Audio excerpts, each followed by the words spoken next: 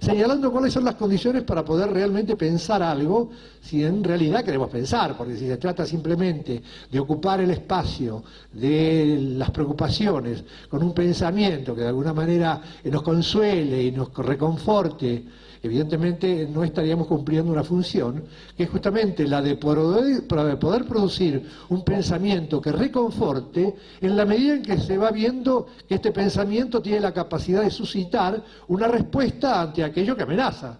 Porque si aquello que amenaza queda tal cual y seguimos pensando por otro lado como si no pasara nada, es evidente que este pensamiento evidentemente no es un recurso que nos pueda servir para hacer frente a la realidad y por lo tanto a nuestras propias angustias.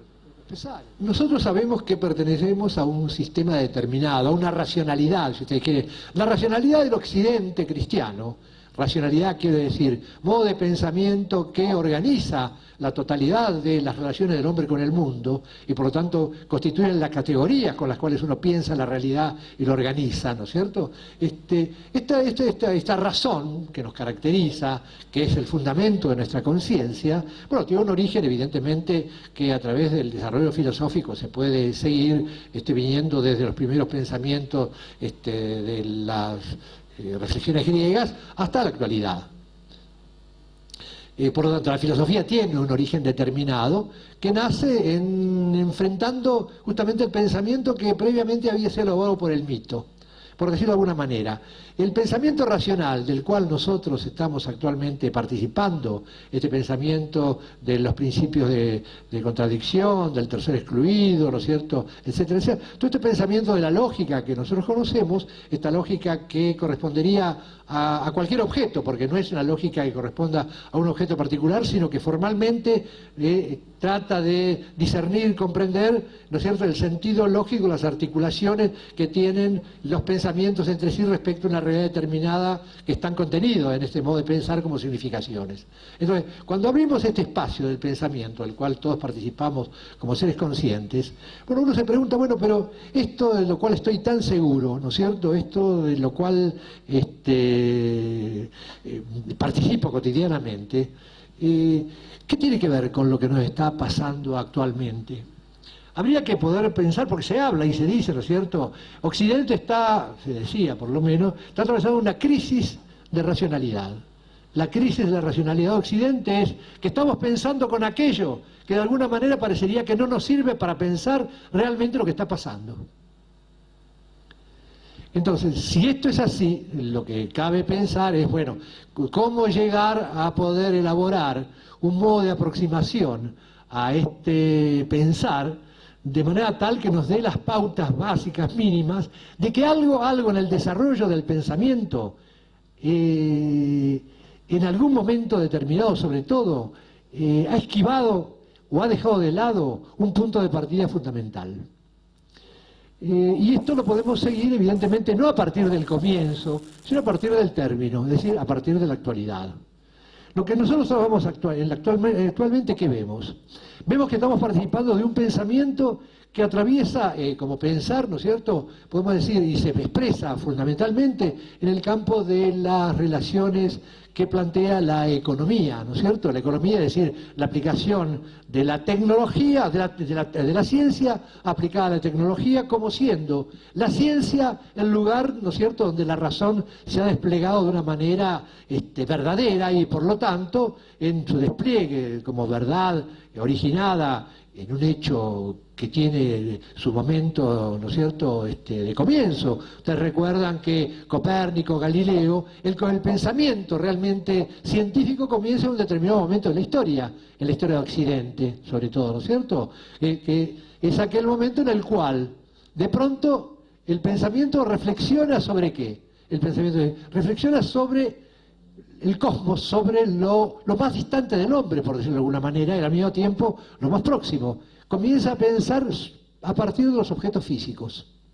Entonces, este pensamiento a partir de los objetos físicos, es decir, evidentemente tiene una repercusión que va más allá del hecho físico, para decirlo de otra manera. Cuando reflexionamos sobre la órbita de los astros, ¿no es cierto?, y vemos entonces que la Tierra no es el centro del universo, sino que por el contrario la Tierra gira alrededor del Sol, algo se ha producido que tiene un carácter que va más allá del mero conocimiento racional, porque pone en juego premisas fundamentales que pertenecen al campo de la religión. Porque si realmente nosotros estamos, ya no somos el centro universo, quiere decir que nosotros, la Tierra girando alrededor del Sol, nosotros estamos en el cielo y no estamos ya más, ¿no es cierto?, como lugar desde el cual se va a determinar el desarrollo, ¿no es cierto?, o la órbita de todos los demás astros. Y esto tiene consecuencias, y muchas otras, en el campo de la religión. De manera tal que en el comienzo de la razón occidental, por lo menos, lo que podemos ver claramente es que hay un corte fundamental. Y eso, ustedes recuerdan, en el cristianismo aparece un corte fundamental. ¿Por qué? Porque es evidente que el cristianismo, la Iglesia Católica, se convierte en dadora de sentido a lo verdadero y a lo falso. La verdad reposa en la religión, y no en la religión, sino en una forma eclesiástica, quiere decir, en una forma de iglesia, y no meramente de formulación de un pensamiento puramente religioso, que podía no necesariamente estar adherido o tener el soporte en una iglesia. La iglesia es la institución que siempre hay que partir de lo más simple, y lo más simple de alguna manera parecería ser lo más obvio, pero al mismo tiempo que parece ser lo más obvio, sin embargo cuando tratamos de organizarlo un poco resulta que nos va llevando un poco más lejos de lo que pensábamos. Vamos a partir, digamos, ustedes quieran, de cómo un pensamiento tendría, o cómo un sujeto, y esto es el punto de partida que yo quiero acentuar. Yo quiero acentuar esto, ¿no es cierto? Cada uno de nosotros es lo que podríamos llamar núcleo de verdad histórica. Sin nosotros, sin cada uno de nosotros, la verdad en la historia, el sentido de la historia, no existiría porque participamos de ella. Y cada uno de nosotros, en la medida que es un ser pensante, consciente, que tiene una vida, que tiene un arraigo, que tiene una capacidad, por tanto, creativa, ¿no es cierto? Cada uno de nosotros, evidentemente, tiene que poder comenzar a pensar todo lo pensado a partir de sí mismo. Porque no hay otra, no hay vuelta, no hay otra. En última, cuando nosotros creemos que estamos pensando algo que pensaron los demás, en realidad, eso que estamos pensando, que pensaron los demás, si no pasa por la elaboración o por darle lugar en nosotros mismos, es un pensamiento de nadie, y por lo tanto cualquiera puede afirmar cualquier cosa sin que sea refutable ni válido tampoco, ¿no es cierto? Estaríamos en una especie de verdad anónima, como la sociedad es anónima, que pertenece a todos, pero que realmente pertenece a unos pocos que dominan, ¿no es cierto?, la sociedad. En este caso, por eso el punto de partida nuestro, el que queremos poner, en el cual queremos poner el énfasis es ese. Volver a revalidar la posición del sujeto. Volver a revalidarnos a cada uno de nosotros como necesarios, no como susceptibles de, como necesarios para poder hacer que algo exista que pueda llamarse verdad en el campo histórico y en el campo humano. Y eso necesita evidentemente actualizar, activar, preparar, crear en nosotros una capacidad que seguramente dentro del sistema de educación y demás, ha sido o ha tratado de ser destruido para que justamente nos sirva como ese fundamento elaborador, como ese lugar de la creación de riqueza, no de riqueza en el sentido capitalista de la palabra, valor de cambio, sino como el lugar de donde se elabora la verdad y que tiene que contar necesariamente con nuestra propia experiencia y con nuestra propia puesta en juego, para poder hacer que el sujeto como un todo emerja también dando sentido a aquello que los demás pueden aceptar o no como válido o no. Estamos claros acá. Por lo tanto, es una solicitación, una humilde solicitación a que hagamos una especie de pequeña vuelta para tratar de comprender esto, preguntarse, ¿desde cuándo, desde dónde esta respuesta se elaboró? Y yo creo que esa respuesta, y lo sabemos todos, esa respuesta, mejor dicho, eso de lo cual se partió para elaborar una respuesta, sin embargo sigue estando presente en cada uno de nosotros, a pesar de que esta respuesta venga elaborada desde muchos siglos atrás. Vamos a dar un ejemplo. Estamos acá, en este lugar, convencional, como dije antes, incluidos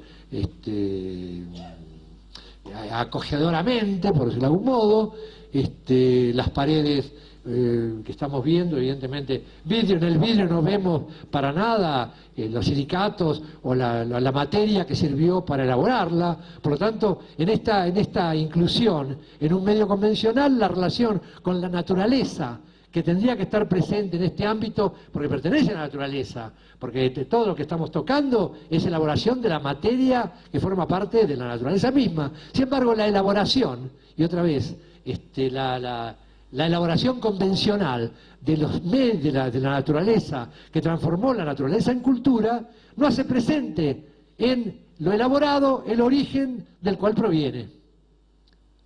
Para decirlo de alguna manera, yo veo la luz que ilumina acá, ¿no es cierto? Pero yo ni siquiera, no solamente no me relaciono con las máquinas que pueden estar produciendo esto, ni siquiera me pienso en la empresa que actualmente a través de darnos a luz, ¿no es cierto?, quita evidentemente la luz de la vida, a tanta gente por medio de una expropiación de las riquezas nacionales. Yo al ver la luz no veo esa expropiación, y sin embargo tendría que estar presente en la luz. Y vamos a ver un poco esto, lo vamos a ir desarrollando después. Pero bien, estaba diciendo, en los pilares esos, que son de cemento, y yo no veo al cemento, ¿no es cierto?, a la materia prima de las cementeras de las que se trajo en la tierra hasta convertir esto, ¿no es cierto?, en pilotes que sostienen este edificio. Sí, estamos a nivel convencional. El nivel convencional oculta el origen, ¿no es cierto?, la naturaleza de la cual proviene, así como oculta también la transformación tecnológica que el objeto sufrió a nivel convencional. La ciudad por nuestro alrededor nos rodea más, y miramos el cielo. Y hasta estamos cansados de podernos tirarnos de espalda mirando el cielo, como lo podemos hacer en una playa también convencional, como Mar del Plata o cualquiera de las otras, o Cariló. Y de pronto, ¿qué puede pasar allí en ese mirar el cielo, que es el cielo de la estrella, del bueno o mal tiempo? Yo miro y digo, bueno, mañana sí, seguramente va a ser mal tiempo, ver una nube por allí, pero de pronto se puede producir un declic, inesperadamente, que aparece aquello a lo cual se refería Pascal, no me quiero ser el pedante, pero una experiencia tradicional, que Pascal de pronto escribe y dice, la soledad de los espacios infinitos me aterra. Esa expresión de los espacios infinitos que aterraban a Pascal, la siente cada uno de nosotros, la ha sentido en algún momento cada uno de nosotros, cuando de pronto mirando el cielo, de pronto se da cuenta de la magnitud, de la infinitud del espacio, de la infinitud de los astros que existen bajo forma de estrellas que titilan a lo lejos. Se da cuenta uno, por lo tanto, de la fugacidad de la vida, por lo tanto, del instante en la propia nuestra, en la dimensión de un tiempo infinito, ¿no es cierto? Y ahí sobrecoge una angustia fundamental. ¿Ustedes lo han vivido o no? Creo que todos lo hemos vivido. ¿Qué hacemos enseguida? ¡Plip! De clic, y otra vez volvemos nuevamente a la vida convencional. Podemos pensar entonces lo que la cultura ha hecho históricamente, a través de los dioses que elaboraba, a través con lo cual llenaban, ¿no es cierto?, las diosas de la tierra y del cielo, y todo eso que ustedes ven todavía cuando miran los mapas astronómicos de antigüedad, que están poblados de animales, ¿no es cierto? Bueno, con eso se llenaba para hacer que el cielo, ¿no es cierto?, para hacer que la inmensidad que aterraba, que angustiaba, no angustiara más. De modo tal que nosotros podíamos vivir tratando de no darnos cuenta, de no sentir la angustia de la infinitud que atraviesa la finitud de la propia vida.